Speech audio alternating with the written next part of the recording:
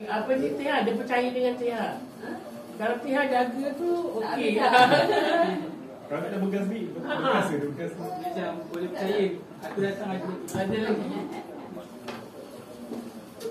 Dia kenal.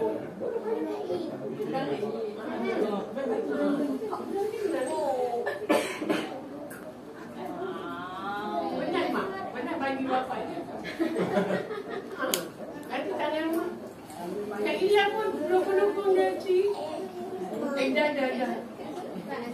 Ini yang melompat. Melompat tu Ini kan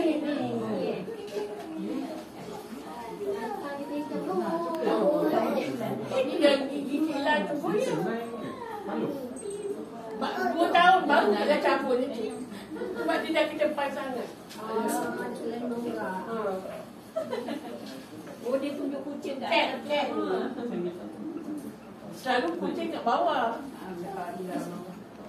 Kita rumah mana pasal tak ada. Tak apa lah. Ni kono. Tak payah.